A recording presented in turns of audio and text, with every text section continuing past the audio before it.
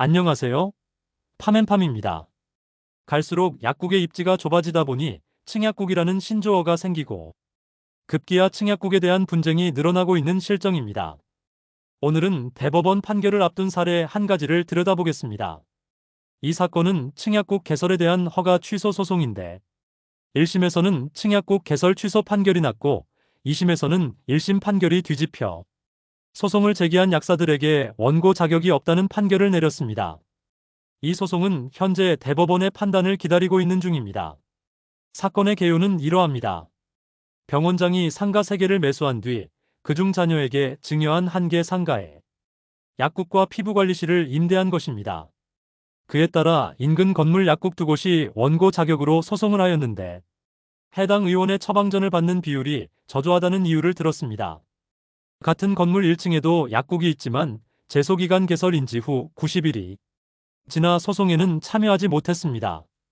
1심에서는 의료기관 부지 분할에 해당된다고 보고 허가 취소 판결을 내렸지만 2심에서는 앞서 언급한 것처럼 원고 자격이 없다고 판단했습니다.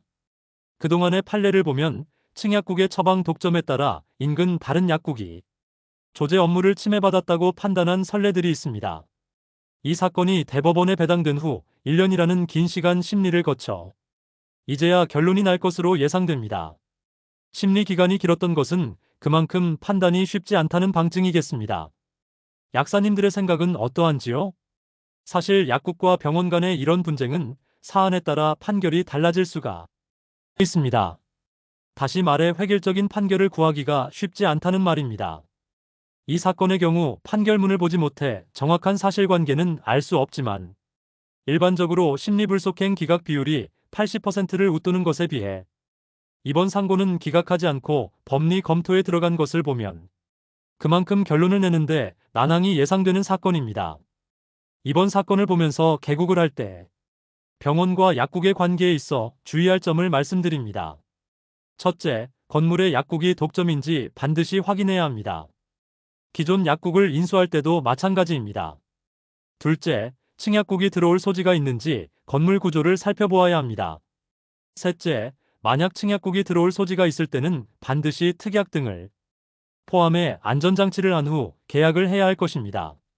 약국의 입지는 좁아지고 상대적으로 약사님의 수는 늘어나는 수요가 공급을 추월하는 것이 현실입니다. 이런 상황에서 층약국은 뜨거운 감자가 될 수 있습니다. 따라서 약국 매매는 반드시 전문가를 통해 이루어져야 합니다.